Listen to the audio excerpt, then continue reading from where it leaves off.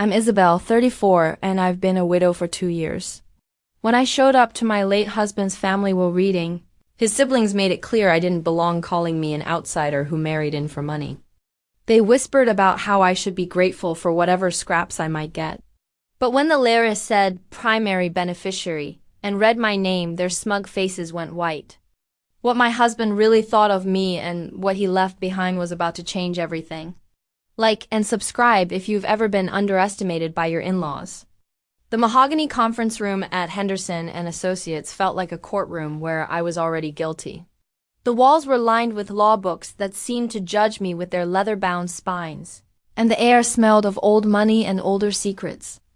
Thomas's sister Charlotte sat across from me in her designer suit, a black Chanel number that probably cost more than my monthly salary, her perfectly manicured nails drumming against the polished table in a rhythm that matched my racing heartbeat.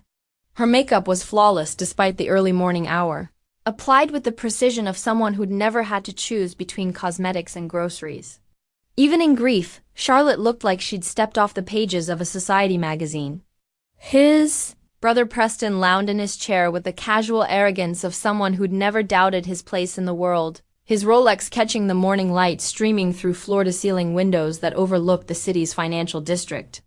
"I still don't understand why she needs to be here," Charlotte muttered to Preston, not bothering to lower her voice.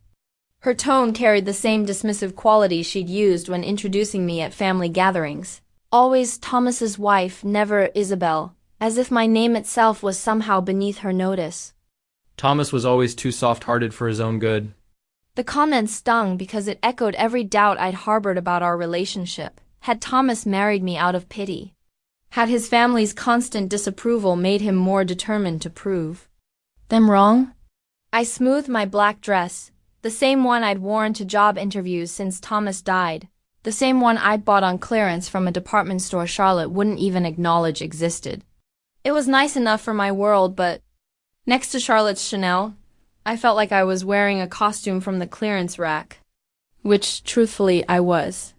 The irony wasn't lost on me that I was sitting in a room worth more than my annual salary, wearing a dress that had cost me $49, about to learn whether I'd be thrown back into the financial uncertainty that had defined my life before Thomas.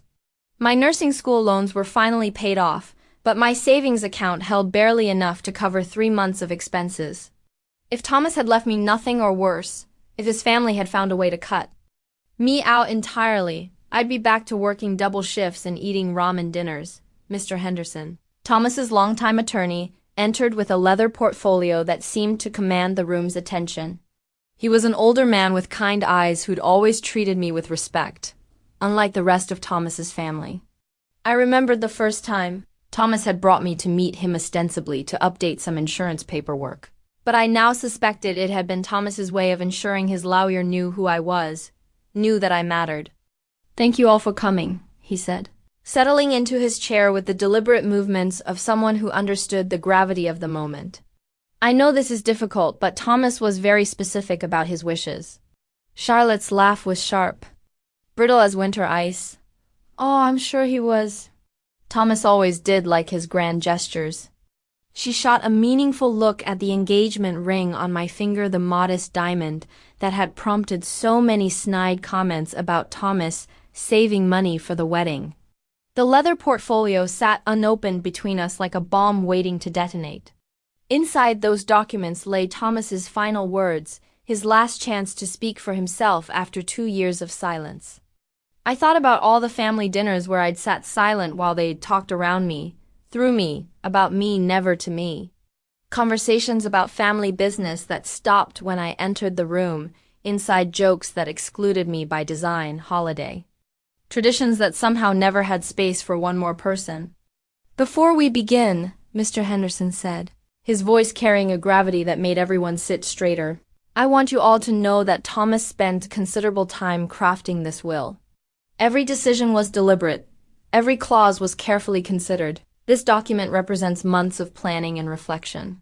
Preston shifted uncomfortably, his confident facade cracking slightly. "Just get on with it, Henderson. We all know how this goes."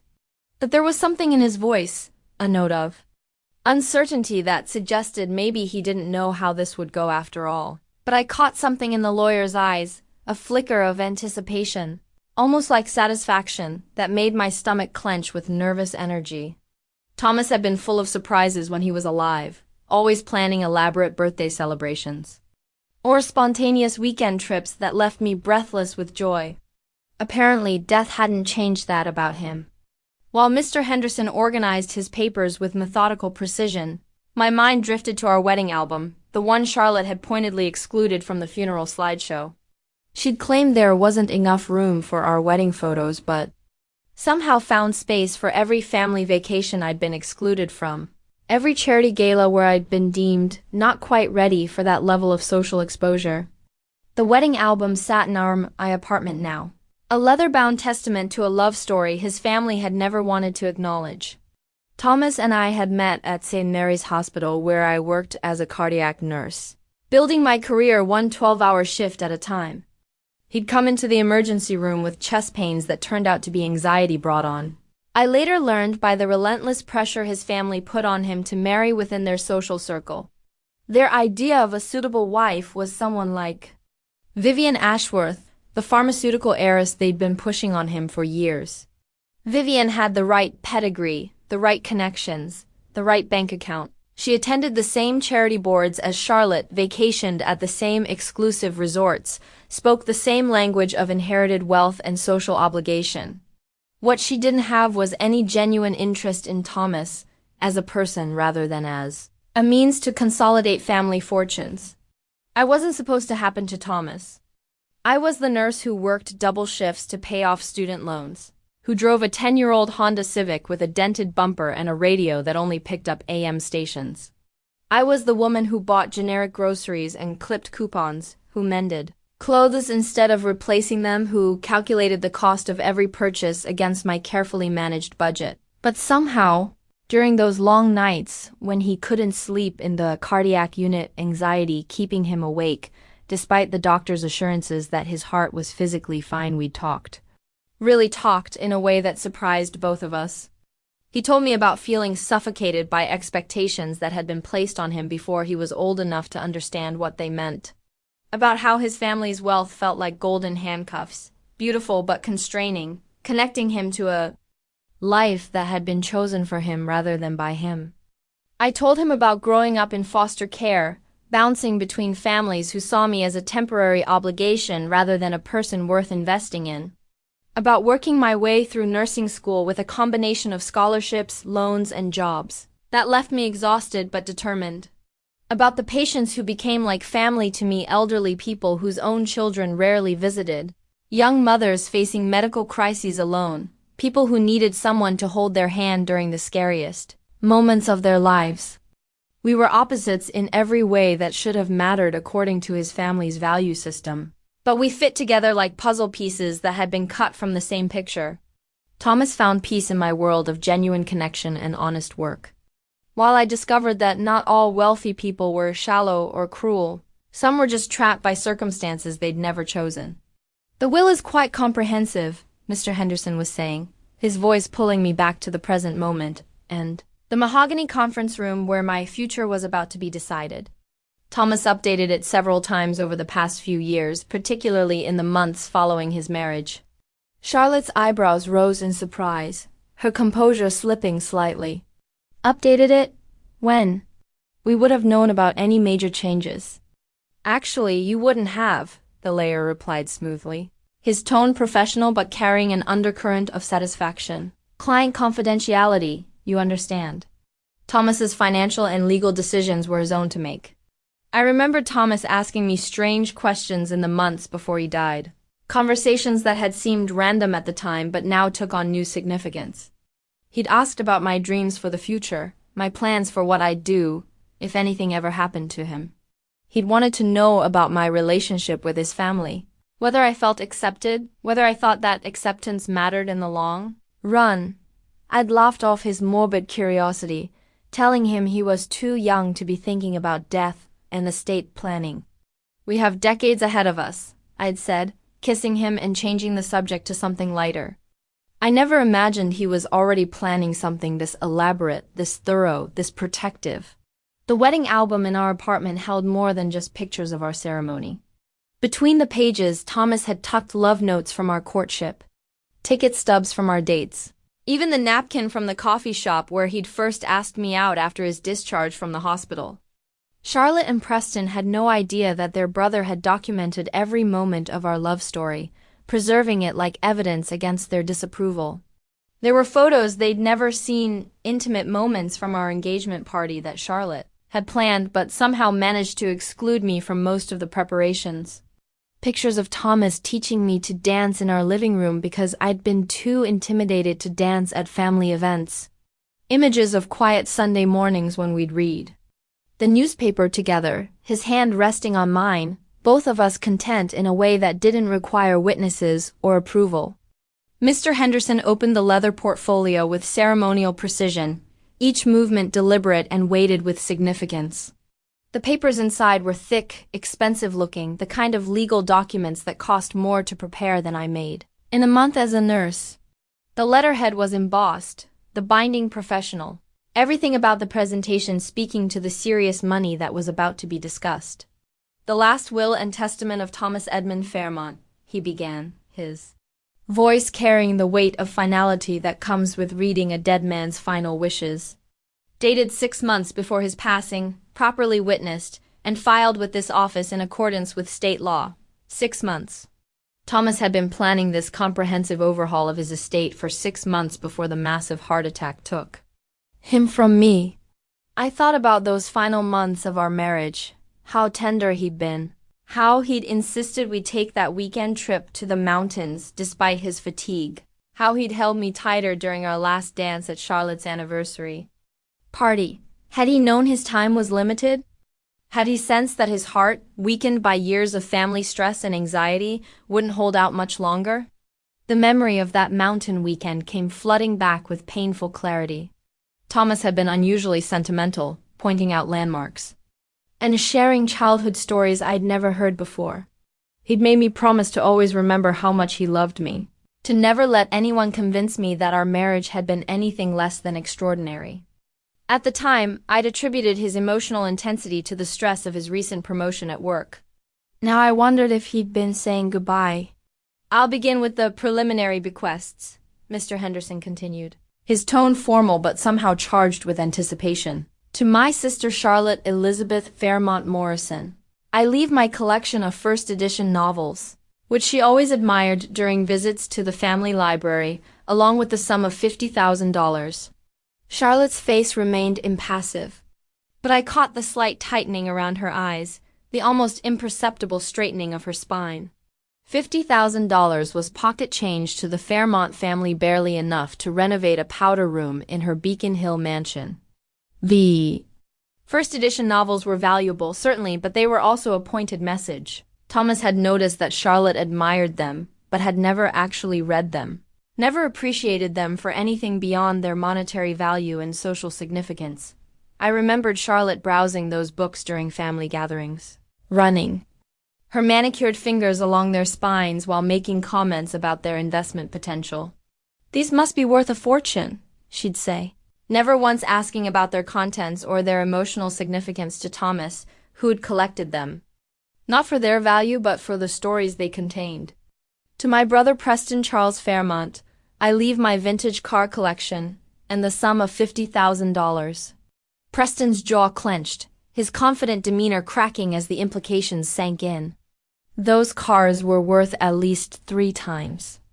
The monetary bequest: a 1967 Shelby Cobra, a 1954 Mercedes-Benz Gullwing, a 1963 Aston Martin DB5 that Thomas had lovingly restored himself. But the $50,000 in cash was clearly intended as an insult, a deliberate echo of Charlotte's bequest that made it impossible to miss the message. I'd heard Preston on the phone with his business partner just last week, complaining about cash flow problems with his investment firm.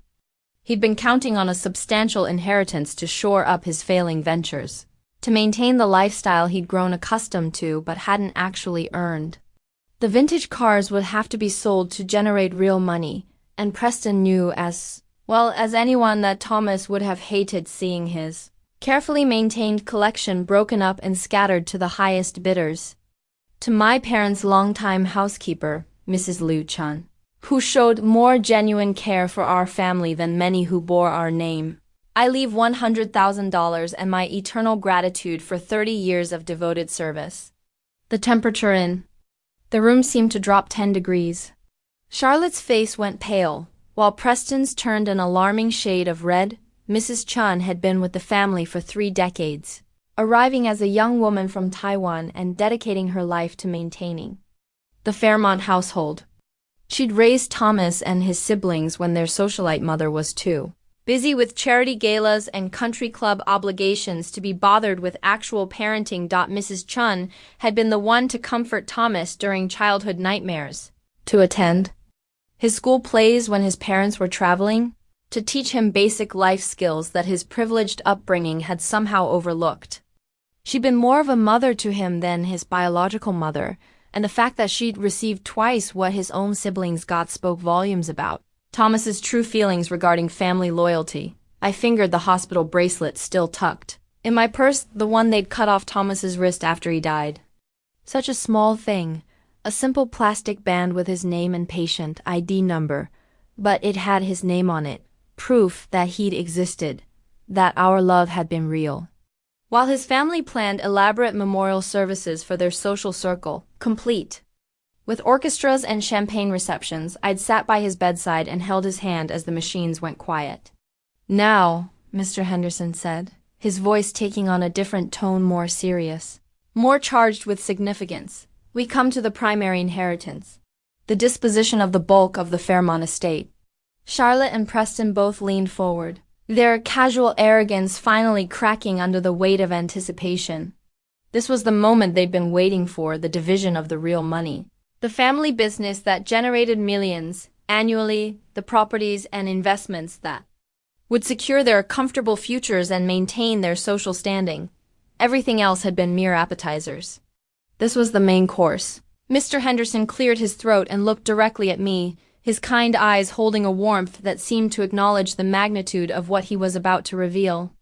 "To my beloved wife, Isabelle Marie Fairmont, who showed me what unconditional love truly means, who loved me not for what I possessed but for who I was, I leave the entirety of my remaining estate." The words hung in the air like smoke after an explosion, their meaning so enormous that for a moment I couldn't process them. Entirely of his remaining estate. Not a portion, not a share, not the modest bequest I'd been hoping would be enough to keep me stable while I rebuilt my life. Everything.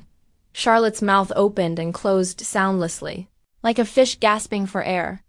Her perfectly applied makeup couldn't hide the shock that drained all color from her face. Preston's face went from pale to red to purple in rapid succession, his breathing becoming shallow and quick as if he were having his own cardiac event. "That's impossible," Charlotte whispered, then louder, her voice rising with panic. "That's impossible." "Thomas couldn't. Our family has traditions, expectations, legal obligations. I'm afraid it's quite legal and binding," Mr. Henderson said calmly, his professional demeanor unshakable despite the chaos erupting around him. "This includes all business interests in Fairmont Enterprises, valued at approximately $8.2 million, the family home on Elm Street, valued at $3.1 million, the vacation properties in Martha's Vineyard and Aspen, valued collectively at $2.8 million, all investment portfolios managed by Sterling and Associates, and liquid assets totaling approximately $12.7 million. The numbers hit me like a physical blow, each figure adding to a sum so astronomical I couldn't wrap my mind around it. $12.7 million in cash alone, not counting the business, the properties, the investments. I'd never even seen that much money written down, let alone imagined inheriting it. My monthly salary as a nurse was what this family spent on a weekend shopping trip, a casual dinner at their country club, a single piece of jewelry from their preferred boutiques. The total estate value was approaching $30 million. $30 million. I tried to comprehend what that meant in practical terms. It meant never worrying about money again. Never checking my account balance before making a purchase. never choosing between groceries and medicine, never working double shifts to make ends meet. It meant security, freedom, power I'd never dreamed of possessing. Preston shot to his feet, his chair scraping against the hardwood floor with a sound like fingernails on a chalkboard. His face was twisted with rage and disbelief, his usual composure completely shattered. This is fraud. She manipulated him, probably drugged him, or used some kind of psychological coercion. There's no way Thomas would cut out his own family for some nurse he'd known for what, 3 years? 4 years, I corrected quietly, finding my voice despite the shock. We were married for 4 years. The correction felt important somehow. A small defense of our relationship against the diminishment Preston was attempting. I'll stop you right there. Mr. Henderson's voice cut through Preston's accusation like a blade, his professional courtesy giving way to something sharper, more protective. Thomas was of sound mind when he made these decisions. I have medical documentation to that effect, including cognitive assessments conducted by independent physicians. Additionally, I have video testimony recorded in this very office, where Thomas explained his reasoning in detail. Video testimony. Thomas had made a video explaining his decision, probably anticipating exactly this reaction from his family. Even in death, he was still protecting me from their accusations, still thinking 3 steps ahead to shield me from their inevitable attacks on my character and our marriage. The diamond tennis bracelet Thomas had given me for our 2nd anniversary suddenly felt heavier on my wrist, more significant. He presented it to me after a particularly brutal family dinner where Charlotte had accidentally seated me at the children's table with her young cousins, claiming there simply wasn't room at the adult table despite 2 empty chairs being clearly visible. I'd wanted to return the bracelet afterward. It had cost more than my car was worth, more than I spent on clothes in an entire year. The guilt of wearing something so expensive felt overwhelming when I knew families at the hospital who were choosing between medication and rent payments. But Thomas had insisted I keep it, his eyes serious in a way I'd rarely seen. It's not about the money, he'd said then, taking my hands in his and looking directly into my eyes. It's about making sure everyone knows how much you mean to me. It's about putting a marker in the world that says, this woman is cherished, this woman is valued, this woman is protected. Now I understood. The bracelet hadn't been just a gift, it had been a promise. A promise that even when he was gone, he'd make sure I was taken care of, that his family's cruelty would finally have consequences, that my worth would be acknowledged in terms they couldn't ignore or dismiss. Charlotte was hyperventilating now, her chest rising and falling rapidly as panic set in. The business Daddy built that business from nothing. It's been in our family for 3 generations. Employees depend on us. The community depends on us. And now it belongs to Isabelle, Mr. Henderson said with finality, his tone brooking no argument. Per Thomas's explicit wishes, clearly stated and legally documented. I thought about all the board meetings I'd been excluded from, all the family business dinners where they'd talked around me like I was furniture. But Thomas had been quietly preparing me for this moment without my even knowing it, explaining company policies during our quiet evenings at home, teaching me about investments and market trends under the guise of casual conversation, helping me understand the intricate web of relationships and responsibilities that came with running a family enterprise. There's more, Mr. Henderson said quietly, reaching into his portfolio with the reverence of someone handling sacred documents. Thomas left specific instructions for me to read this letter aloud, to ensure his reasoning was understood by everyone present. He unfolded a piece of cream-colored stationery, the expensive kind Charlotte used for her society invitations, with a subtle watermark and deckled edges that spoke of old money and older traditions. But this was Thomas's handwriting, his careful script that I recognized from grocery lists and anniversary cards, from love notes tucked into my lunch bag and birthday. Messages that made me cry with their sincerity. The paper itself was significant. Thomas had chosen to write his final message on the same stationery his family had used for generations to announce engagements, births, deaths, and other momentous occasions. He was claiming his place in the family narrative, asserting his right to make decisions that would echo through future generations. My dearest Isabelle, Mr. Henderson began, his voice softening with the intimacy of the words. If you're hearing this, then my worst fears have come true, and I'm no longer there to protect you from my family's cruelty. Charlotte made a sound, like a wounded animal, her hand flying to her throat as if the words were physically choking her.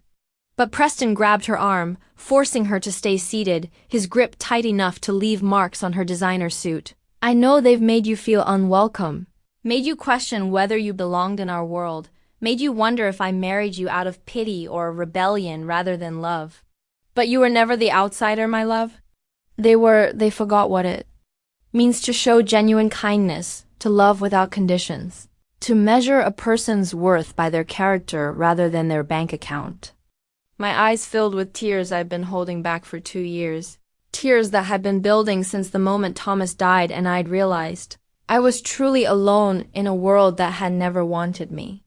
Even in death, Thomas knew exactly what I needed to hear, knew exactly which wounds needed healing, which doubts needed addressing. The letter continued, and I could almost hear Thomas's voice speaking the words. Could imagine him sitting at his desk late at night, crafting these sentences with the care of someone who knew they would be his final gift to the woman he loved. I've watched you comfort dying patients and hold their hands when their own families couldn't be bothered to visit. I've seen you give your last $20 to a homeless veteran outside the hospital, then eat ramen noodles for dinner because you'd spend grocery money on his meal. You have a capacity for love that my family never understood and frankly never deserved. The specific examples hit me like physical blows, memories I'd thought were private moments between Thomas and me.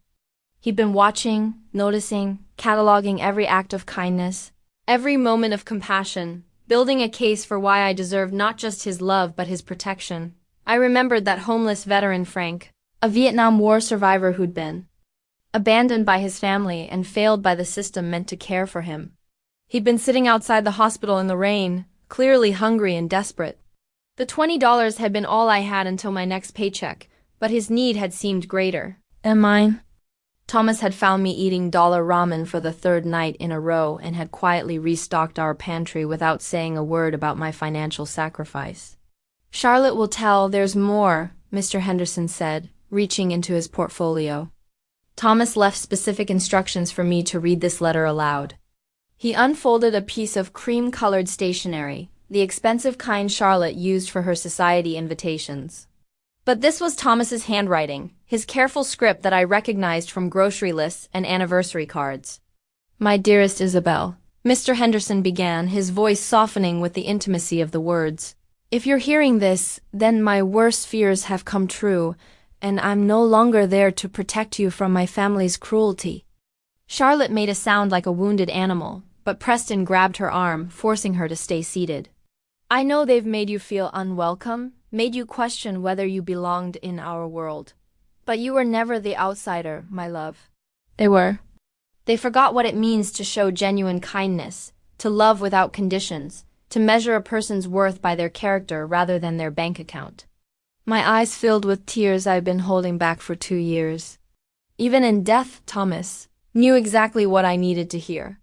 I've watched you comfort dying patients and hold their hands when their own families couldn't be bothered to visit.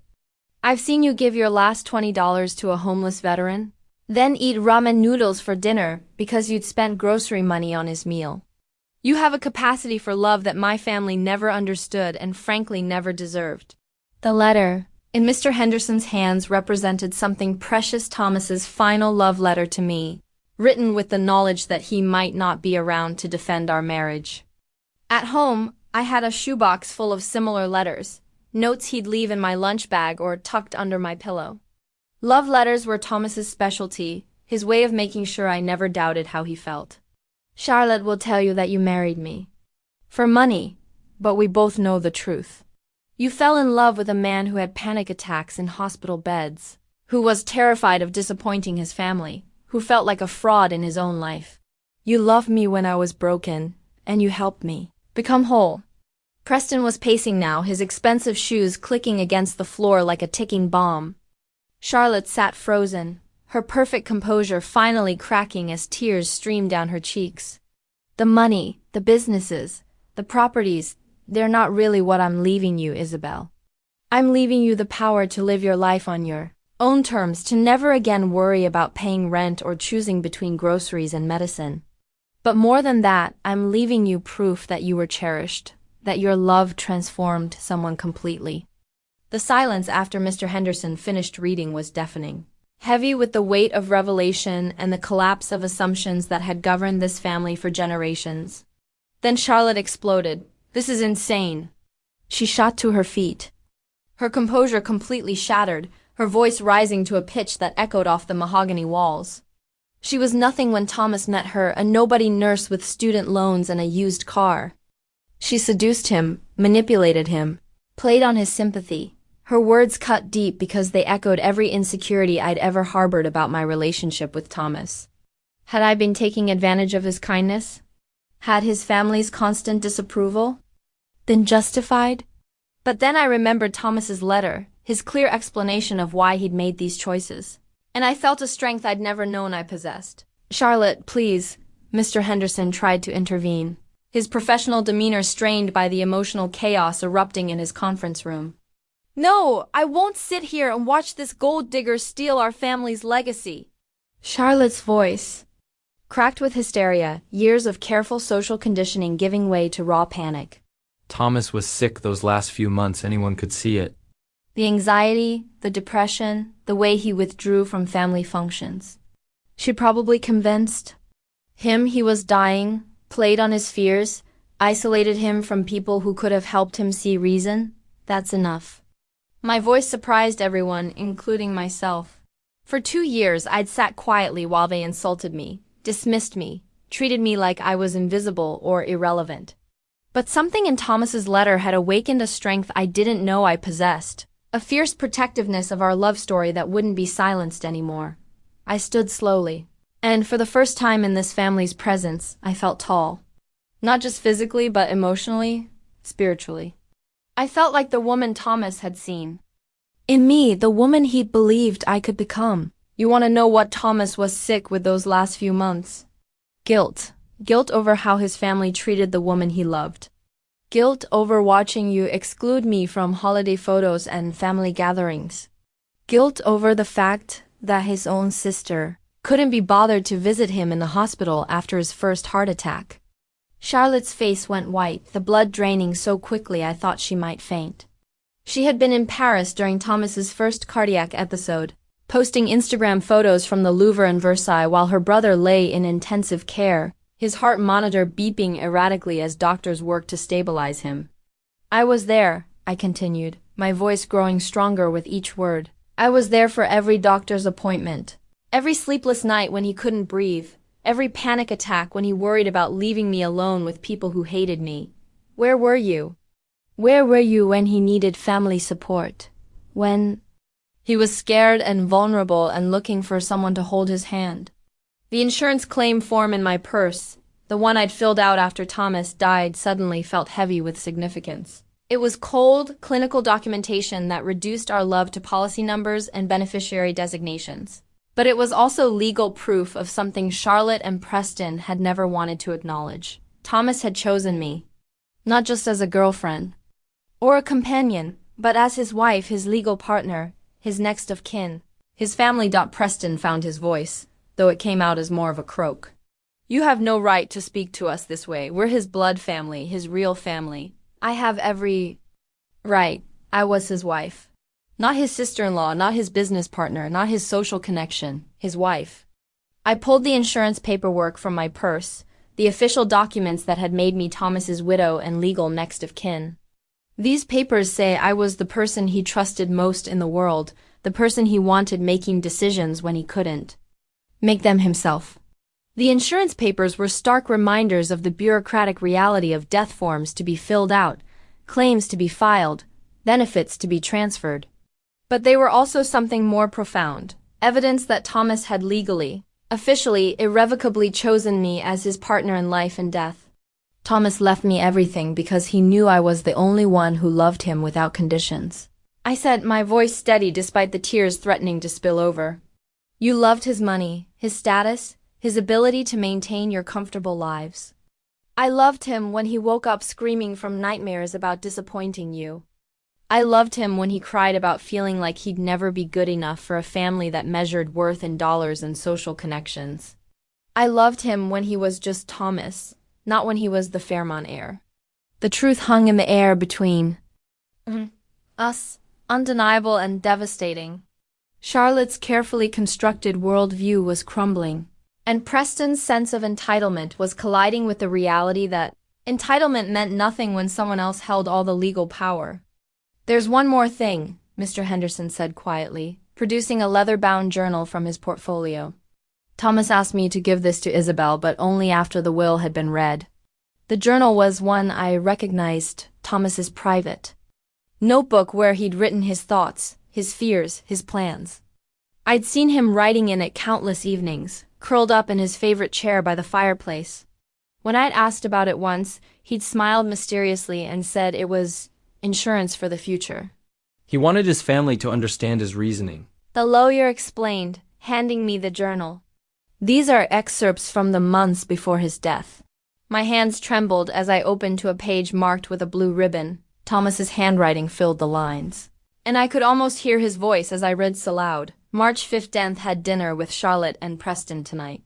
Isabelle tried so hard to fit in, asking Charlotte about her charity work, complimenting Preston's new business venture. They answered in monosyllables and changed the subject the moment she left the room. I'm tired of watching the woman I love shrink herself to accommodate people who will never accept her. Charlotte shifted uncomfortably in her chair. I turned the page. April 2nd, Isabelle worked a double shift to cover for a colleague whose daughter was sick. She came home exhausted but still made my favorite dinner because she knew I'd had a stressful day at the office. When I told Charlotte about it later, she said, "How domestic." She meant it as an insult, but I heard it as a compliment. Isabelle takes care of people. It's who she is. Preston was staring at his hands, unable to meet my eyes. April 20th. My chest pains are getting worse. Dr. Morgan says it's stress-related. But I know what's really causing it. The constant battle between the family I was born into and the woman I chose to build a life with. Something has to change. If anything happens to me, I won't leave Isabelle to face their cruelty alone. I closed the journal, the weight of Thomas's words settling over the room like a heavy blanket. He documented everything, every slight, every kindness ignored, every moment of their casual cruelty. This journal was his evidence, his justification for the decision that had just turned their world upside down. "He loved you both," I said, finally looking at Charlotte and Preston. "But he loved me more. And sometimes that's just how love works." Mr. Henderson reached into his briefcase one final time and produced a small stack of business cards. They were pristine white with elegant gold lettering. Isabelle Fairmont, Chief Executive Officer, Fairmont Enterprises.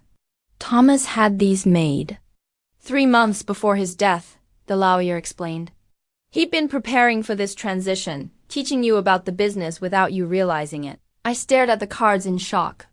Thomas had been so subtle, so careful in his preparation. Those evenings when he'd talked about quarterly reports and board meetings. When he'd explained market trends and investment strategies, he hadn't been making casual conversation. He'd been training me to run his family's empire.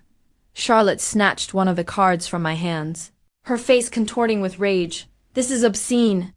She doesn't know the first thing about running a business. Actually, she does. Mr. Henderson's voice was matter of fact. Thomas enrolled her in several business courses over the past year. She has certificates in corporate finance, management theory, and strategic planning. All paid for privately, all completed in her spare time. The business cards felt surreal in my hands, evidence of a future Thomas had envisioned but never got to see. I remembered those Saturday morning classes I'd thought were just continuing education for nursing. Thomas had encouraged me to broaden my horizons, had even driven me to campus when my car wouldn't start. He couldn't have legally prepared her for the CEO position without board approval, Preston protested, grasping for any technicality that might save his inheritance. He didn't need board approval, Mr. Henderson replied smoothly. As majority shareholder, his widow automatically inherits voting control. The board serves at her discretion now. The implications hit me like a tsunami.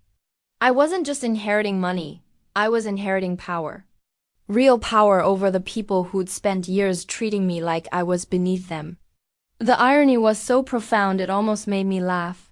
There's a board meeting scheduled for Monday morning, the lawyer continued, consulting his notes. Isabelle will be introduced as the new CEO. Thomas left detailed recommendations for transitioning leadership, including suggestions for which board members should be retained and which should be replaced. Charlotte made a strangled sound. She'd been dating one of the board members for months, probably assuming it would give her inside information about company decisions.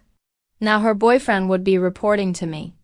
This can't be happening, she whispered, clutching Preston's arm.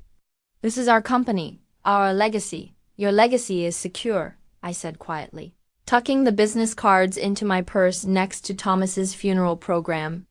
It's just under new management. The final artifact Mr. Henderson produced was the most personal, and perhaps the most symbolic. A set of house keys attached to a keychain Thomas had bought during our honeymoon in Ireland. The shamrock charm was slightly tarnished now, its green enamel chipped from years of use, but I remembered the day he'd purchased it from a street vendor in Dublin with perfect clarity. We'd been walking along the River Liffey, jet-lagged but happy, when he'd spotted the vendor's cart filled with tourist trinkets. We need a little luck for our new life together, he'd said, pressing a few euros into the elderly Irishman's weathered hand. The vendor had blessed our marriage in Gaelic, words we didn't understand but felt in our hearts. The family home on Elm Street, Mr. Henderson said, placing the keys in my palm with a weight that went far beyond their physical mass. Thomas specifically requested that you decide its future. That you have complete autonomy over one of the family's most significant assets. The Fairmont family estate was a sprawling Victorian mansion that had been in the family for 4 generations, a testament to old money and older traditions. It was where Thomas had grown up, where Charlotte still hosted her charity luncheons. For the social elite, where Preston brought his children for Sunday dinners that I'd never been invited to attend. It was their ancestral home, their connection to a legacy that stretched back over a century, their symbol of permanence in a world that seemed increasingly uncertain. And now it belonged to me, a woman they'd never considered family. A woman who'd grown up in foster care and government housing. A woman who'd never owned anything more valuable than a used car. You can't seriously expect us to move out, Charlotte said, her voice barely above a whisper, but carrying the weight of generations of entitlement. Our children were born in that house. Our parents were married in the garden. Every family milestone, every celebration, every memory worth preserving, they all happened in that house. The desperation in her voice was palpable, and for a moment I almost felt sorry for her. Almost. Then I remembered Christmas 2 years ago, when she told me I'd be more comfortable celebrating the holidays at my own apartment rather than intruding on family traditions that went back generations. I'm not expecting anything, I replied, feeling the weight of the old brass keys in my palm. But I am the legal owner now. And I remember very clearly being told I wasn't welcome there during the Christmas party, that I should spend the holidays somewhere I'd be more comfortable. Preston's face flushed with embarrassment and anger. He'd been the one to make that comment, suggesting I'd be happier spending Christmas morning alone in my small apartment rather than participating in the family gift exchange, rather than sitting around the massive tree in the formal living room, rather than being included in the family photos that would hang in the hallway for future generations to see. Thomas had been furious when he'd overheard that conversation, but I pretended it didn't hurt, not wanting to cause a scene at what was supposed to be a celebration. I'd spent that Christmas morning alone, watching old movies and eating takeout Chinese food while Thomas, the final artifact Mr. Henderson produced, was the most personal and perhaps the most symbolic, a set of house keys attached to a keychain Thomas had bought during our honeymoon in Ireland. The shamrock charm was slightly tarnished now, its green enamel chipped from years of use. But I remembered the day he'd purchased it from a street vendor in Dublin with perfect clarity. We'd been walking along the River Liffey, jet-lagged but happy, when he'd spotted the vendor's cart filled with tourist trinkets. We need a little luck for our new life together, he'd said, pressing a few euros into the elderly Irishman's weathered hand. The vendor had blessed our marriage in Gaelic, words we didn't understand but felt in our hearts. The family home on Elm Street, Mr. Henderson said, placing the keys in my palm with a weight that went far beyond their physical mass. Thomas specifically requested that you decide its future. That you have complete autonomy over one of the family's most significant assets. The Fairmont family estate was a sprawling Victorian mansion that had been in the family for 4 generations, a testament to old money and older traditions. It was where Thomas had grown up, where Charlotte still hosted her charity luncheons. For the social elite, where Preston brought his children for Sunday dinners that I'd never been invited to attend. It was their ancestral home, their connection to a legacy that stretched back over a century, their symbol of permanence in a world that seemed increasingly uncertain. And now it belonged to me, a woman they'd never considered family. A woman who'd grown up in foster care and government housing. A woman who'd never owned anything more valuable than a used car. You can't seriously expect us to move out, Charlotte said, her voice barely above a whisper, but carrying the weight of generations of entitlement. Our children were born in that house. Our parents were married in the garden. Every family milestone, every celebration, every memory worth preserving, they all happened in that house. The desperation in her voice was palpable, and for a moment I almost felt sorry for her. Almost. Then I remembered Christmas 2 years ago, when she told me I'd be more comfortable celebrating the holidays at my own apartment rather than intruding on family traditions that went back generations. I'm not expecting anything, I replied, feeling the weight of the old brass keys in my palm. But I am the legal owner now. And I remember very clearly being told I wasn't welcome there during the Christmas party, that I should spend the holidays somewhere I'd be more comfortable. Preston's face flushed with embarrassment and anger.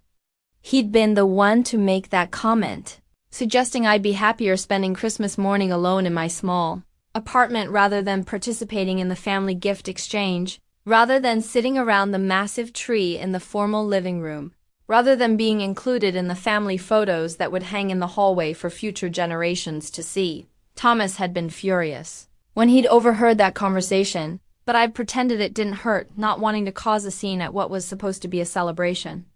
I'd spent that Christmas morning alone, watching old movies and eating takeout Chinese food while Thomas argued with his family about their treatment of me. We'll contest this, Charlotte declared, but her voice lacked conviction, carrying the hollow ring of desperation rather than confidence.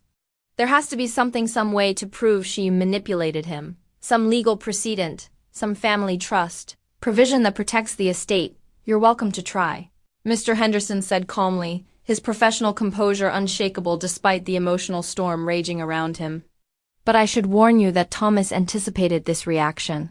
He left a sealed letter to be opened only if the will is legally challenged. I'm told it contains some rather detailed and unflattering observations about his family's behavior over the years, along with specific documentation of incidents that would be embarrassing if made public during court proceedings.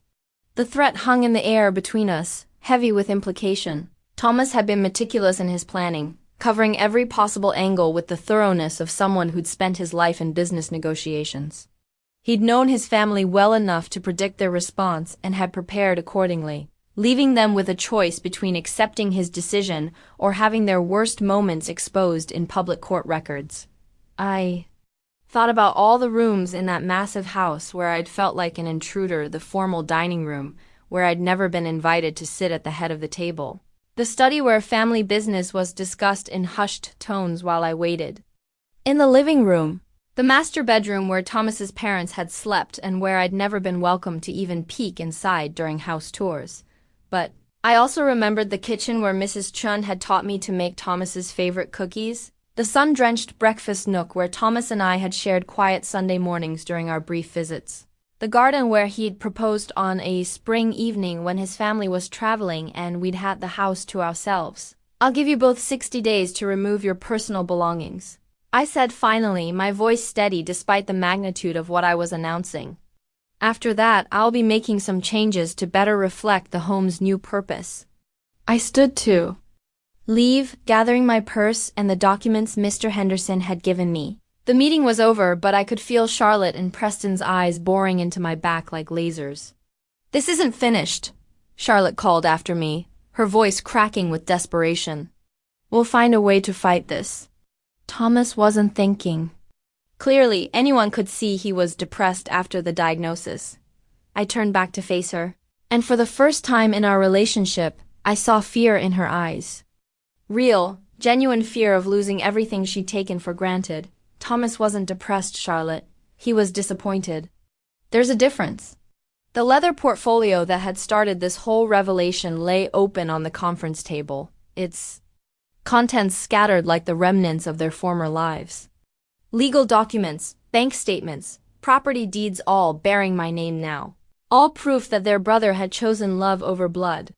You don't understand what you're inheriting, Preston said, his voice taking on a pleading tone I'd never heard before. The business, the properties, they require knowledge, connections, expertise you don't have.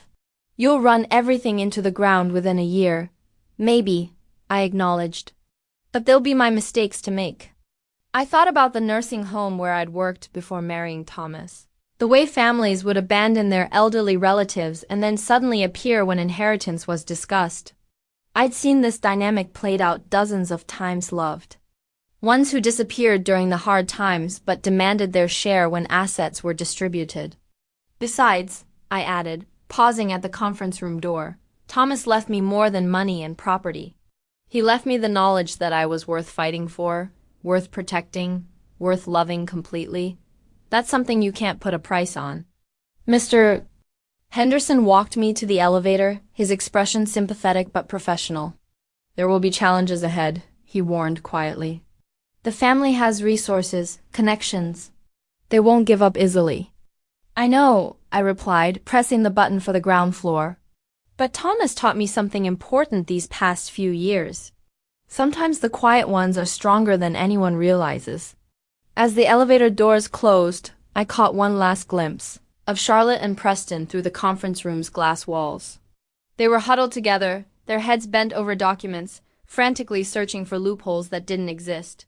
For the first time since Thomas died, I felt something I'd almost forgotten: hope. My phone rang as I sat in my car outside the law office, still processing the magnitude of what had just happened. The afternoon sun streamed through my windshield, warming my face as I tried to make sense of a reality that felt more like a dream than actual life. The caller ID showed my best friend's name, Linda, another nurse who'd been my anchor through the worst of my grief, the one person who'd never questioned my worth or my place in Thomas's life. How did it go? She asked immediately, her voice tight with concern. Did they at least leave you the apartment? Please tell me they didn't find a way to cut you out completely. I started laughing, a sound that bordered on hysteria and probably concerned Linda more than reassured her. The laughter bubbled up from somewhere deep inside me, a release of tension that had been building for 2 years of uncertainty and self-doubt. Linda, you're not going to believe this. I managed between waves of laughter and tears that I couldn't quite control. That bad? Oh, honey, I'm so sorry. I knew they'd try to cut you out. But I hoped Thomas had been smart enough to protect you somehow. No, I interrupted, still laughing and crying simultaneously. It's not bad. It's the complete opposite of bad. Linda, Thomas left me everything. Not just something, not just enough to get by everything. The entire estate, the family business, the houses, the investments, all of it. The silence on the other end stretched so long I thought the call had dropped. I could picture Linda, in her scrubs, probably grabbing a quick break between patients, trying to process information that didn't fit any scenario she'd imagined. $12.7 million? She finally whispered, her voice barely audible. And the family business? Isabelle, you're not just comfortable, you're wealthy. Like really, genuinely wealthy. The cell phone Thomas had bought me, the latest iPhone that he'd insisted I needed for security reasons, felt strange in my hand as I considered Linda's words. I protested the expense at the time, arguing that my old flip phone worked perfectly fine for calls and texts. Now I understood it had been another piece of his careful planning, ensuring I'd have the technology needed to manage a corporate empire, to stay connected with lawyers and accountants and board members whose decisions would affect hundreds of employees. I don't feel wealthy, I admitted, looking around the packing garage filled with expensive cars that I could now afford without thinking twice about the cost. I feel terrified. What do I know about running a multi-million-dollar company? What do I know about managing investment portfolios or making decisions that affect people's livelihoods? You know how to take care of people, Linda said firmly, her voice carrying the certainty of someone who'd watched me work under pressure for years. You know how to make tough decisions when lives are on the line. You know how to manage a budget, coordinate complex schedules, handle crisis situations without falling apart. Remember how you handled the nursing station's supply crisis last year when the hospital was cutting costs and we were running out of basic medical supplies? You're stronger and more capable than you think is. The memory of that crisis came flooding back weeks of careful inventory management, creative problem solving, and diplomatic negotiations with hospital administration to ensure patient care didn't suffer. I'd worked double shifts to cover for. Colleagues had found creative solutions to supply shortages, had advocated fiercely for the resources we needed. Maybe those skills would translate to corporate leadership better than I'd thought. There's something else, I said, pulling Thomas's journal from my purse and running my fingers over its worn leather cover. He documented everything, every snub, every insult, every time they made me feel small or unwelcome. He was building a case for why I deserved this inheritance, collecting evidence to justify his decision. That man loved you so much, Linda said, her voice thick with emotion that made my own tears start flowing again. Even when he was dying, when he should have been focusing on his own health, he was still protecting you, still planning for your future. That's the kind of love people spend their whole lives hoping to find. I thought about the phone calls I'd received after Thomas's funeral, Charlotte's invitations to family dinners that turned out to be just her and Preston, obviously planning to discuss my future without including me in the conversation. The invitations had stopped coming after a few months, once they realized I wasn't going to quietly disappear from their lives or relinquish any claim to Thomas's memory. "What are you going to do now?" Linda asked, her voice gentle but curious. "This changes everything, doesn't it? Your whole life, your whole future, it's all different now." I looked at the business cards in my purse, at the house keys with their shamrock charm, at all the artifacts of a future Thomas had carefully constructed for me without my knowledge. The weight of responsibility felt enormous, but so did the opportunity to honor his memory by proving his faith in me hadn't been misplaced. "I'm going to honor his memory," I said finally, my voice growing stronger with each word. "And I'm going to show his family what the outsider is really capable of when she's given the chance to prove herself." That evening, I sat in the small apartment Thomas and I had shared, surrounded by artifacts of our life together that had taken on new meaning in light of the day's revelations.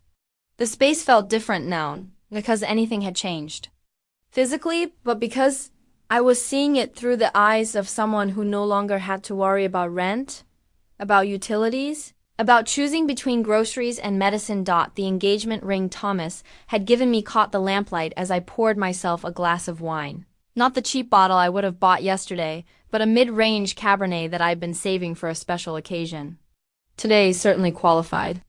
The ring was modest by Fairmont standards, a single-carat diamond in a simple setting, but he'd chosen it himself after spending hours at the jewelry store with the jeweler, finding something that reflected my personality rather than his bank account. Charlotte had made snide comments about its size at our engagement party, loudly wondering within my earshot if Thomas was saving money for the wedding, or if he simply didn't think I was worth a larger stone. Her own engagement ring was a gaudy 5-carat monstrosity that had belonged to her grandmother, impressive in its size but lacking any personal meaning or thoughtful selection. Now I understood the truth. Thomas hadn't been saving money, he'd been saving his grand gesture for after his death when I'd need it most. Every dollar he didn't spend on an ostentatious ring had gone towards securing my future, ensuring I'd never have to depend on anyone's approval or charity ever again. I picked up our wedding photo from the side table, studying Thomas's face for clues I might have missed during our years together. Had he known even then that his family would never accept me? Had he been planning this inheritance from the moment we said, "I do," in the small ceremony at City Hall that his family had pointedly refused to attend? The apartment around me was filled with memories that took on new significance in light of what I now knew, The couch where we'd watched old movies on Sunday afternoons while Thomas explained business concepts he claimed were just interesting trivia. The kitchen table where he'd helped me study for my business classes, patiently explaining financial concepts that I now realized would be essential for running Fairmont Enterprises. The bookshelf filled with novels he'd bought me because he said he loved watching me read, but which I now noticed included several biographies of successful female CEOs.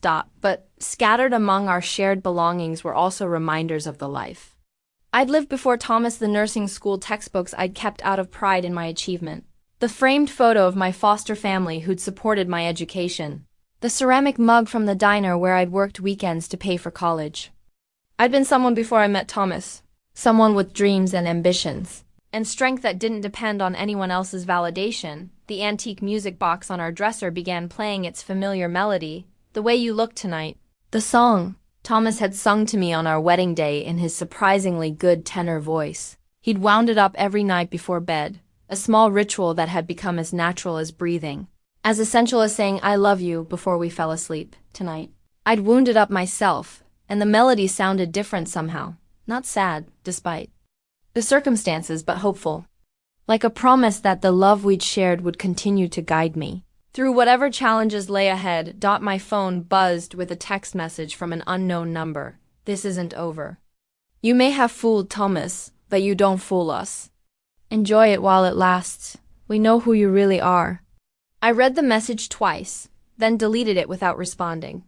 Charlotte had always been dramatic, but this felt different, desperate rather than angry, panicked rather than indignant. I thought about the look in her eyes when Mr. Henderson had read the will, the way her perfect composure had crumbled when she realized her comfortable future had just evaporated. The music box finished its song, and silence settled over the apartment like a blanket. For 2 years, this silence had felt lonely, oppressive, filled with grief and uncertainty about the future. Tonight, it felt peaceful, full of possibility. I was finally free to grieve Thomas without wondering if I belonged in his world. Free to remember our love without second-guessing whether I'd been worthy of it. I pulled out the stack of love letters Thomas had written me over the years, reading them by lamplight like sacred texts that contained the wisdom I'd need for the challenges ahead. In his careful handwriting, I found the courage and confidence I'd need to step into the role he'd prepared for me. "You are braver than you believe, stronger than you seem, and more loved than you know. Never let anyone convince you otherwise." Thomas had written those words during my first panic attack about meeting his parents, when I'd been terrified that I'd embarrass him or say something wrong that would confirm their worst assumptions about me. Tomorrow, I'd need to remember them when I walked into Fairmont Enterprises as its new CEO. When I faced board members who'd never expected to report to Thomas's widow. But tonight, I was just Isabelle, widow, inheritor, and finally the primary beneficiary of a love that had transcended death itself. Monday morning arrived with the weight of destiny and the crisp promise of autumn in the air.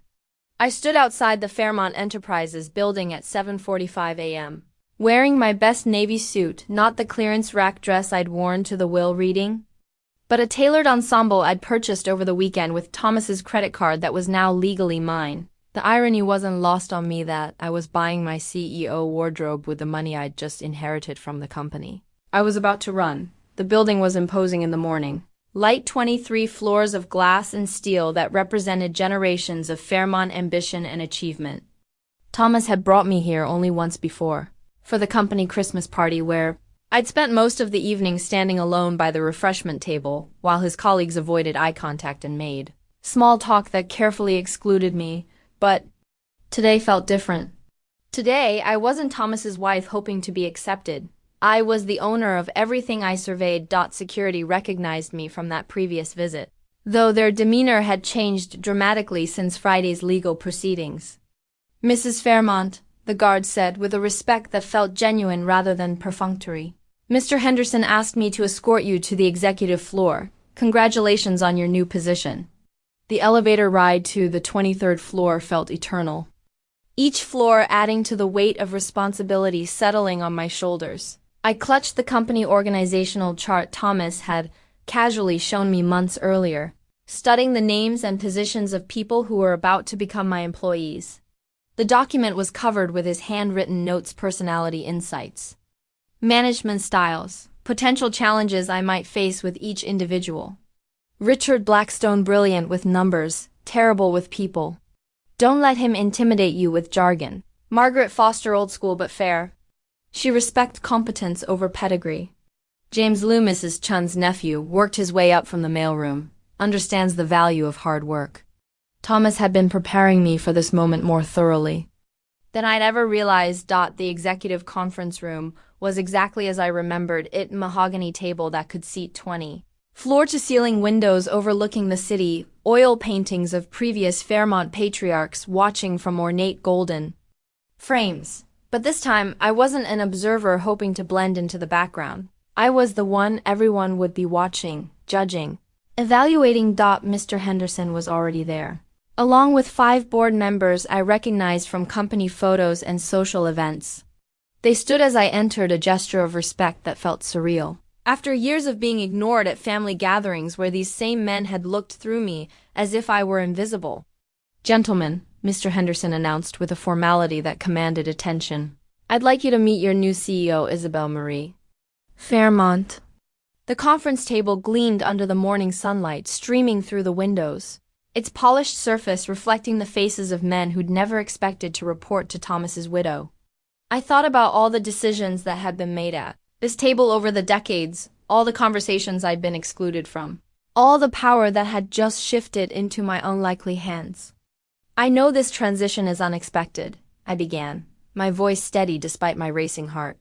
"But I want you to know that I'm committed to honoring Thomas's vision for this company while bringing my own perspective to our future growth and development." I pulled out the business plan Thomas had helped me develop without my realizing it, pages of notes and strategies we'd discussed during quiet evenings that I'd thought were just intellectual exercises. His guidance had been so subtle, so patient, that I hadn't understood I was being educated in the art of corporate leadership.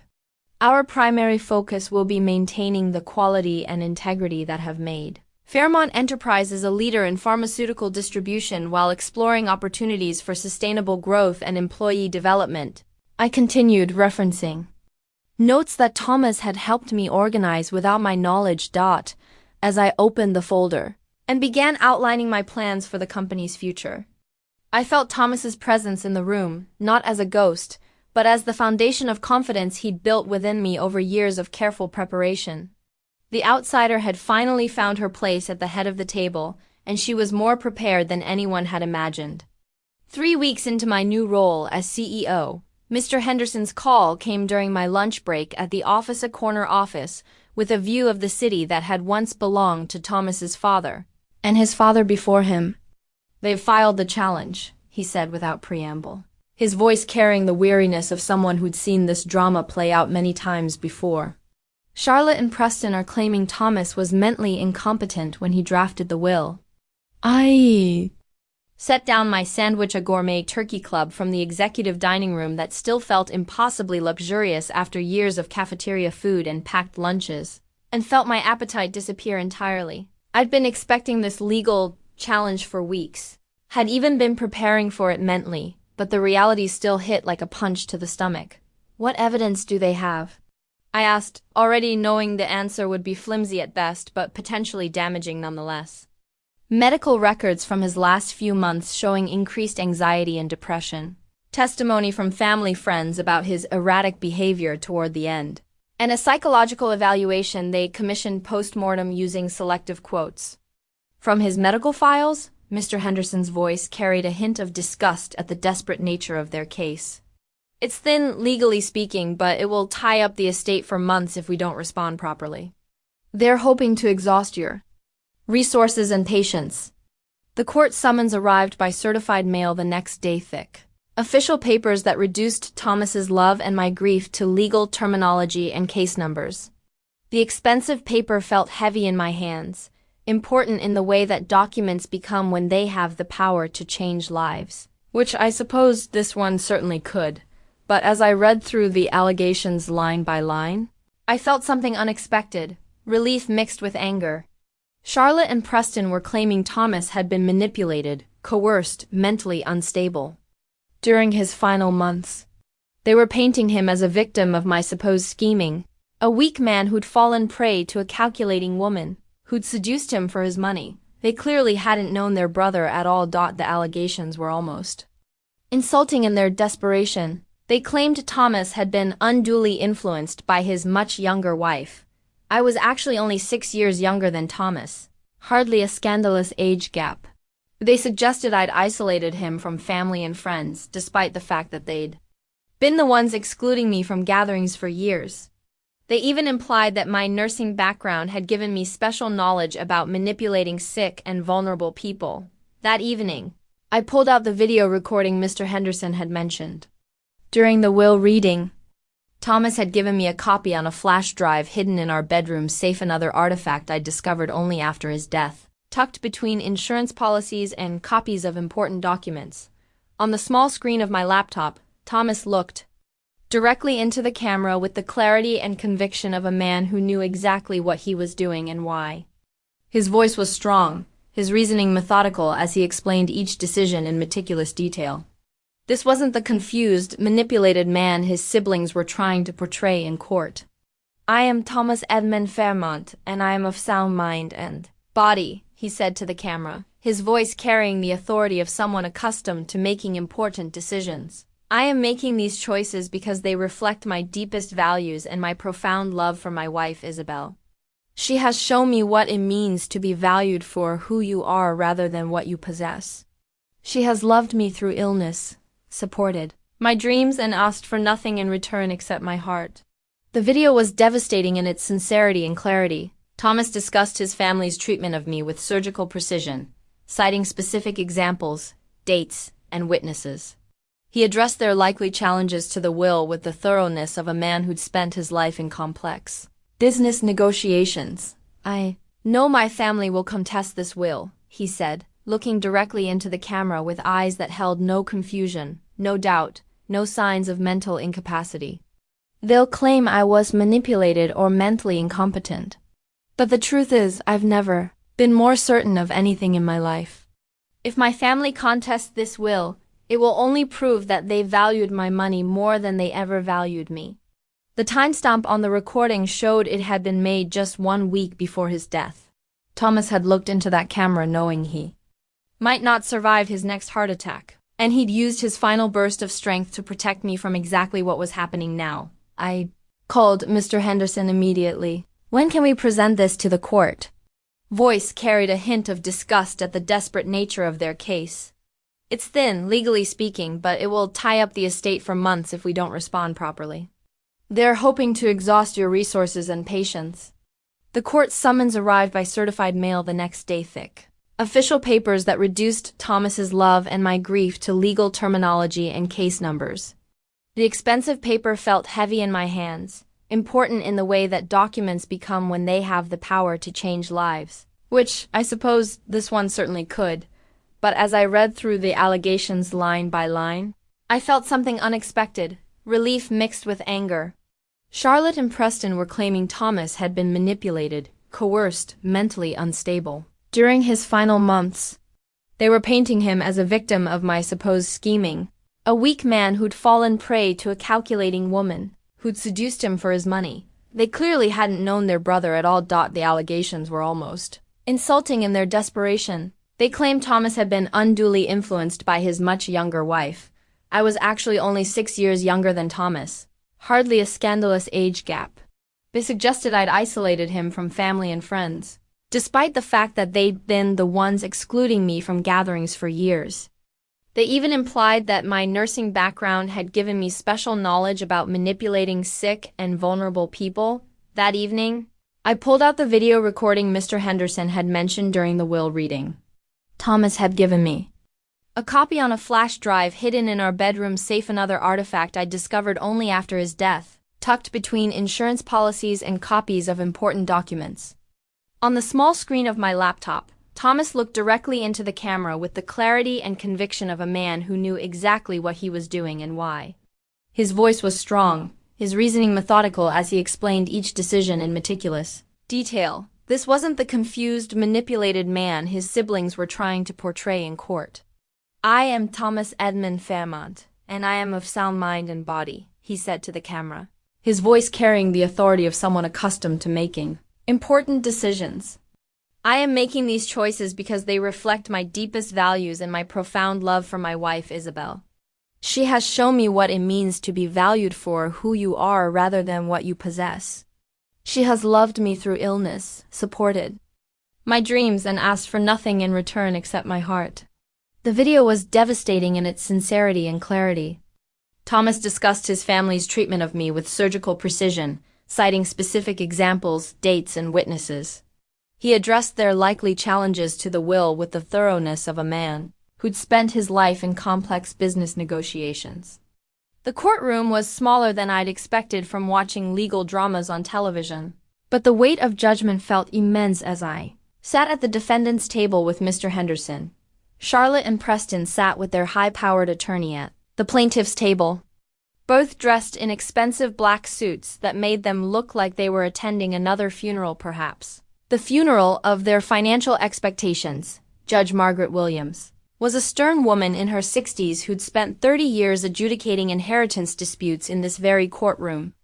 Her reputation for fairness was legendary, but so was her intolerance for frivolous lawsuits and family greed disguised as concern. She'd seen every trick, every scheme, every desperate family drama that money could inspire. Charlotte's attorney presented their case first with the polished confidence of someone billing $800 an hour. He painted a carefully constructed narrative about a grieving widower who'd been isolated and manipulated during his final months by a calculating nurse, who'd identified a wealthy patient and slowly worked her way into his affections and his will. Thomas Fairmont was a man under extreme emotional distress, the lawyer argued, gesturing dramatically toward enlarged photos of Thomas from his final months that made him look frail and confused. His medical records show increasing anxiety, depression, and dependency on his wife for basic decision-making. The man who made this will was not the shrewd businessman who'd built a pharmaceutical empire. He was a broken man, vulnerable to manipulation by someone who understood exactly how to exploit his weaknesses. I listened to them describe my husband as a weak, confused man who'd been led astray by a scheming woman with a nursing degree and a talent for manipulation.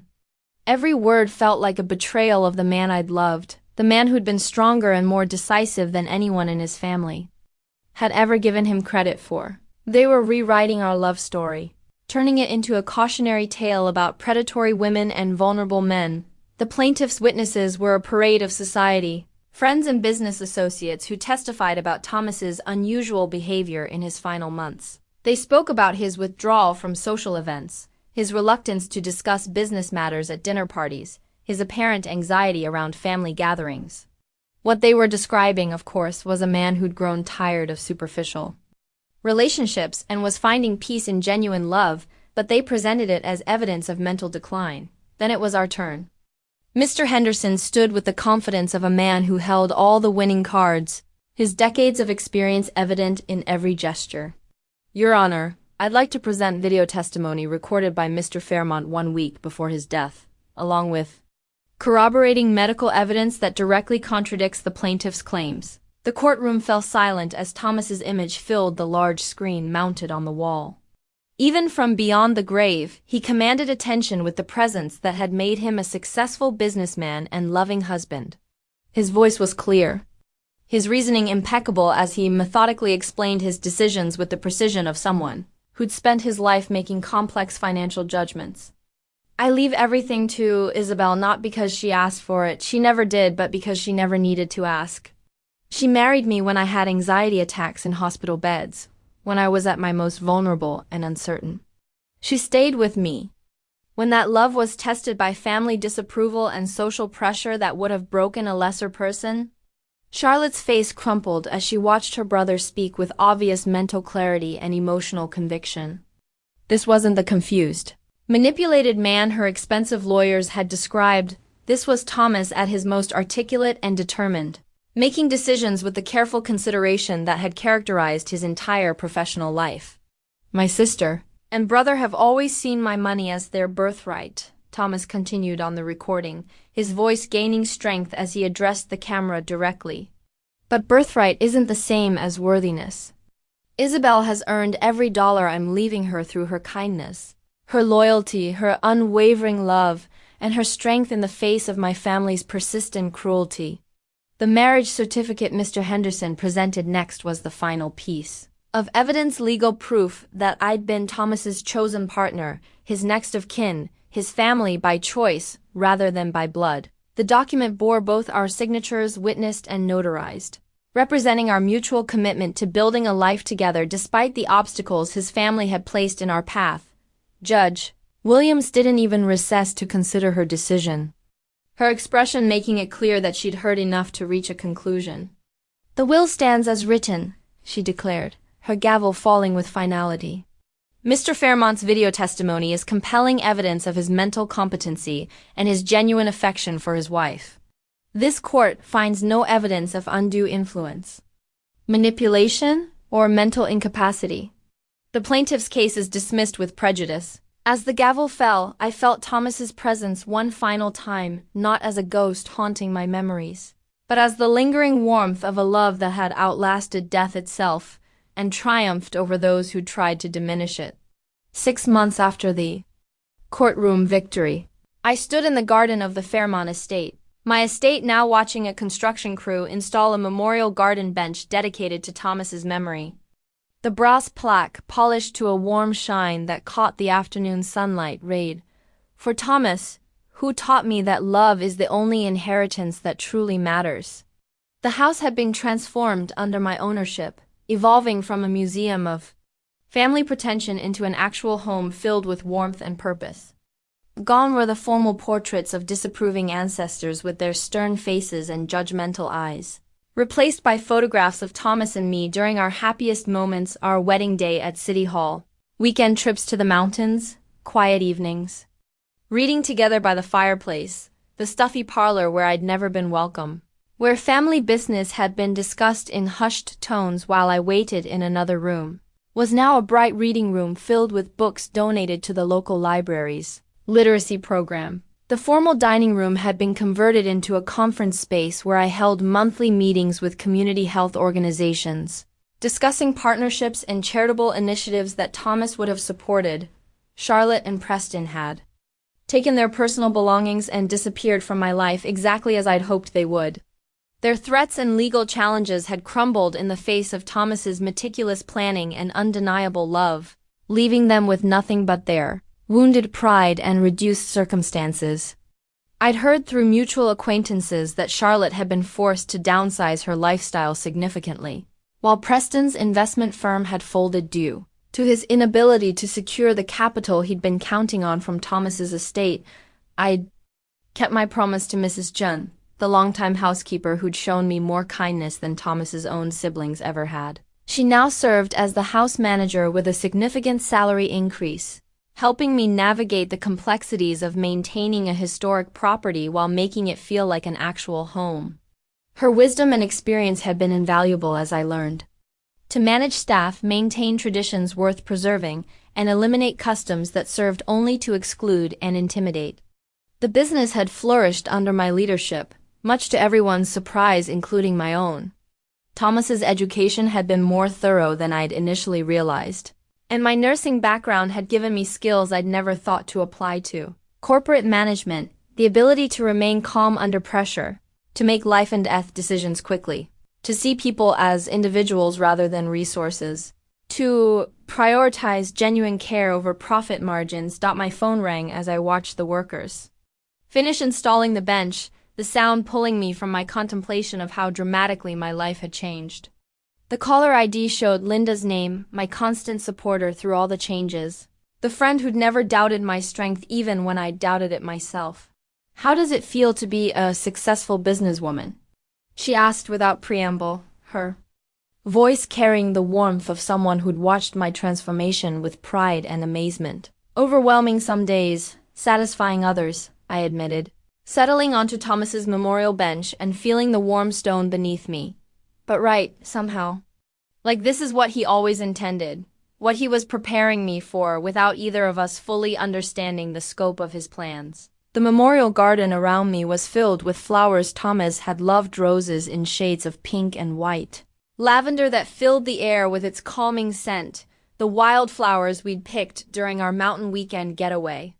But scattered among them were plants I'd chosen to represent my own journey, sturdy sunflowers that reminded me of my foster mother's kitchen garden, herbs I could use for cooking meals that connected me to my working-class roots, vegetables that would be donated to the local food bank.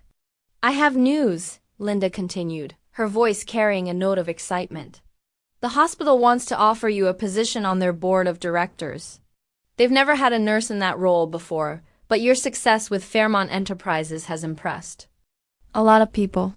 They want someone who understands healthcare from the ground up." The photograph in my wallet, a candid shot of Thomas and me at our wedding reception, laughing at something he'd whispered in my ear, caught the afternoon sunlight as I pulled out my phone to check my calendar. We looked so young in that picture, so uncertain about what the future held and whether we'd be strong enough to face it together. Thomas had been nervous about introducing me to his world of business and social expectations. I'd been terrified of disappointing him or proving his family right about my unworthiness. Neither of us had imagined this ending, me as the guardian of his legacy, the protector of his memory, the living proof that love could triumph over prejudice and blood ties. "Schedule the meeting," I told Linda, my voice carrying a confidence that still surprised me sometimes. "It's time to start giving back to the community that supported me long before I had the resources to support them." As the sun set over the garden where Thomas and I should have grown old together, painting the sky in shades of gold and pink that he would have loved, I felt a peace I'd been searching for since his death. I was no longer the outsider looking in, no longer the widow struggling to find her place in a world that hadn't wanted her. I was home, in every sense that mattered. 1 year after that life-changing day in Mr. Henderson's office, I received an unexpected letter delivered by courier to my office at Fairmont Enterprises. The return address showed Charlotte's name written in her familiar script, but the handwriting looked shakier than usual, uncertain in a way that spoke of profound changes in her circumstances, and outlook. Inside was a single sheet of cream-colored stationery, the same expensive paper the family had always used for important correspondence, and a small wrapped package that felt delicate in my hands. The letter was brief, written in a tone I'd never heard from Charlotte before. "Isabelle, I've spent this year being angry, hurt, and embarrassed by how things ended between us. But I've also spent it thinking about Thomas and the choices he made, really thinking about them for perhaps the first time in my life, I found. This among my mother's things after she passed last month. The cancer was too quick for long goodbyes or reconciliations. I think Thomas would want you to have this. Perhaps we both misjudged what family really means, Charlotte."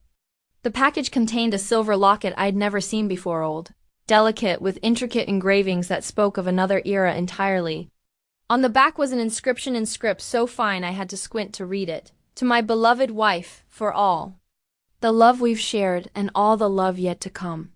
Inside was a tiny photograph of Thomas as a child, maybe 6 years old, smiling with the same gentle expression I'd fallen in love with decades later. The locket had belonged to Thomas's grandmother, the woman he'd told me about during our quiet evenings together, but whose story I'd never fully understood. She'd been a nurse during World War II, had married a man her wealthy family considered beneath their social station, had spent her life proving that love mattered more than money or status or the approval of people who measured worth by bank accounts and bloodlines. Thomas had never mentioned the resemblance between his grandmother's story and ours. But now I understood why he'd been drawn to my profession, my background, my stubborn insistence on earning my own way in the world. I wasn't just his wife, I was the continuation of a family tradition he'd never had the chance to explain. A legacy of women who chose love over social expectation. That evening, I hosted a dinner party in the formal dining room where I'd once felt so unwelcome and out of place. The massive table that had once intimidated me now felt warm and inviting, set with china that had been in the family for generations, but was now being used to serve people the original owners would never have considered worthy guests. The attendees weren't society figures or business associates, but the people who'd supported me through my transformation, Linda and her husband, who'd driven across town every Sunday during my darkest months of grief, Mr. Henderson and his wife, who'd become friends rather than just legal counsel, Mrs. Chun and her extended family, who'd welcomed me with the kind of warmth Thomas's blood relatives had never shown. Several of my former nursing colleagues who'd become my closest advisors at the company, bringing practical wisdom and genuine care to corporate decisions. As we sat around the table sharing stories and laughter that echoed off the mahogany walls, I realized Thomas had given me something more valuable than money or property or social status. He'd given me the confidence to build the family I'd always wanted, not through blood or obligation, but through choice, loyalty, and the kind of love that transforms ordinary moments into celebrations. The anniversary card I'd written to Thomas that morning sat on my bedside table, next to our wedding photo and the funeral program I still carried in my purse. In it, I'd written, "Thank you for seeing in me what I couldn't see in myself. Thank you for loving me enough to ensure I'd never doubt my worth again. Thank you for making me the primary beneficiary not just of your estate, but of your belief in who I could become." Outside my bedroom window, the memorial garden bloomed with the colors of a life well lived and a love well honored. Roses climbed the garden walls, lavender perfumed the evening air, and the vegetables I'd planted would soon be ready for harvest and donation to families who needed them most. I was no longer the outsider looking in. No longer the widow struggling to find her place in a world that hadn't wanted her. I was Isabelle Fairmont, nurse, CEO, widow, inheritor of a love that had transcended death and transformed two lives forever. And for the first time since Thomas died, I felt truly wealthy in all the ways that mattered most. The story I'd lived was one of justice served not through revenge, but through the quiet power of unconditional love. It was the story Thomas had written for me with his careful planning and fierce protection, and I was finally strong enough to live it fully, to honor it completely, to share it with others who needed to hear that they too were worth fighting. For if you've ever felt underestimated, overlooked, or undervalued by people who should have cherished you, remember this: sometimes the greatest inheritance isn't money or property or social position. Sometimes it's the knowledge that you were worth fighting for, worth protecting, worth loving completely and without conditions. And that inheritance can never be contested, never be taken away, never be diminished by those who fail to understand its true value. Like and subscribe if this story reminded you that you're worth more than you know. And that love real true. Transformative love always finds a way to triumph in the end.